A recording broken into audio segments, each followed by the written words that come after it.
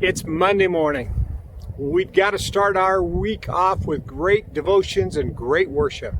So in just a minute, we're going to have someone come on and just sing. And I invite you to turn up your volume and sing along.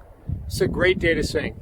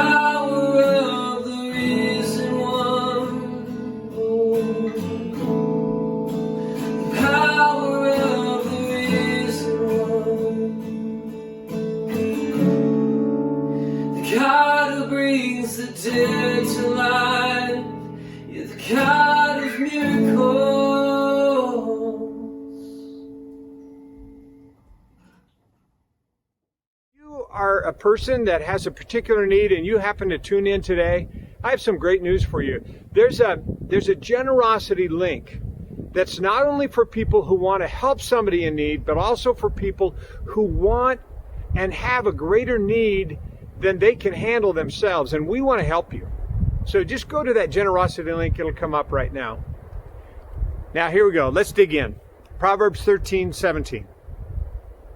An unreliable messenger stumbles into trouble, but a reliable messenger brings healing. Now, this is great. I love this little nugget. I think it says it all.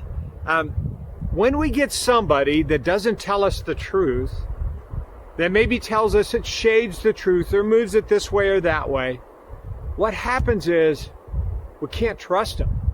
And they stumble into trouble. They make us stumble into trouble too. But I love this. A reliable messenger brings healing. Now, most of us today, in this world, we listen to news, we listen to things, we listen to the people we think are reliable. And then sometimes we find out they haven't told us exactly what we think's true. There's only one reliable messenger that's worth listening to.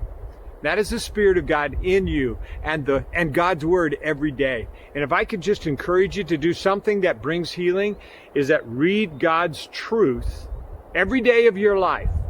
It will stick in your mind, you'll know, and you'll be able to even sort through messengers that don't quite give it to you correctly. Now there's the second verse, verse 18. If you ignore criticism, you will end in poverty and disgrace. If you accept correction, you'll be honored. This is a hard truth. I think about that. A genuine criticism is really hard to come by.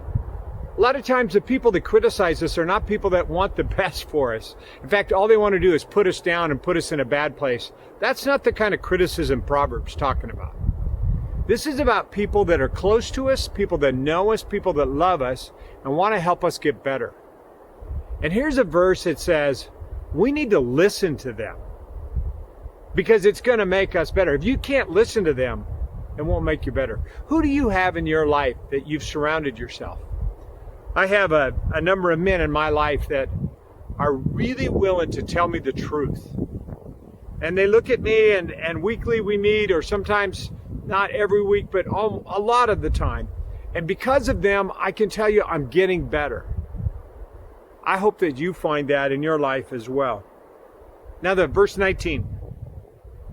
It's pleasant to see dreams come true, but fools refuse to turn from evil to attain them. Now this verse really sticks out to me. I had to kind of think about the verse for a little bit, unpack it. Of course it's pleasant to see dreams come true, because I think dreams that God puts in your soul are from Him. And He has this path, this idea, this dream for you that is really your dream. It's what He's designed you for. But there's only one way that you can have that dream, really have it fulfilled. And that's if you're willing to let go of the evil in your life. And evil is just really the stuff in you that's killing you. There's a faith step that it takes for you to achieve your dreams. I'm just reminded today that we need to let go of the stuff that is killing us and hang on to the stuff that brings our dreams to a reality. Well, I made some lists today. I hope you'll listen along here, because there's some things I can't control. I just need to give to God. I can't control the fact that it's good weather, the lakes are full of fish, and there's no fishing allowed. Drives me crazy. I can't control that the trails are open, but they've closed the trailheads.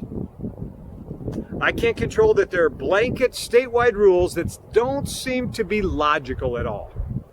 I can't control that our quarantine, is actually hurting poor people. And there will be a moral line that we cross when one day we will hurt more than we're helping through this quarantine. I pray that it doesn't come, but when it does, we'll be ready to speak up. I pray, and I can't control, I need to give this to God, for some friends of mine. I just learned a really good friend of ours, his wife is in critical care, and because of other issues, it's not coronavirus, but he's not able to be with his wife. And I just think how lonely that is for her, how hard it is. And that's just one person. I know there are many others, some that are even listening today, that are in a place where they can't be with their loved ones. I feel that pain, and I wish I could control it. I can't control it. I can't control the businesses that will go bankrupt because of this. I can't control the poverty that will increase and create more problems than we had before. And I can't control what will happen after May 4th. But here's the things I can control. I can control my attitude. I can face this with a smile. I can choose every day to get up and face the world with a smile. I can control my outlook. I can be optimistic. And optimism to me is about preparing for the worst, knowing that the worst may happen, but expecting the best. I can control my faith. I can believe in a God who provides for me every day. Every day. Just today is all I need to worry about. And I can control my fear. I need to starve my fears, identify them, and leave them behind. And I can be generous. You know, last week again, yesterday we challenged you to join us in this generosity challenge. Man, I can't wait to hear the stories that come about. And my wife and I are giving up our check to be able to help. We've tithed on our check, and then we're taking our check. We're finding people that are in great need that we're going to help. I'm excited about it. I can't wait to hear your story. And I'm excited I can make a difference. We want to help people. In fact, if you have a specific need and you're in a really tough place, this is so cool that God's put us in a place to help each other out. So you click on that link, fill that out. Or if you want to be a part of being generous towards someone, we'll help you do that. Well, here's some things I can thank God for. I had a day off, turned my phone off, no news. I was outside all day. Amazing day. I'm so grateful for days off. In the midst of this, sometimes it doesn't feel like a day off, and maybe you don't take that time off. I encourage you to do that. I fixed a CT110. That's just kind of my therapy. I worked on a motorbike and fixed it. I spent time with my family. I have enough. I'm getting into a new rhythm for this digital world. I'm trying to learn how to live and operate differently, changing all my patterns. I'm thankful that I still love my quarantine partner. I hope you do too. I am thankful that I get to help someone this week. We get to help someone this week. I'm thankful that this isn't going to last forever. It's going to be over soon. Well, let me remind you of this. God causes all things to work for good to those that love God. I love God. I hope you love God.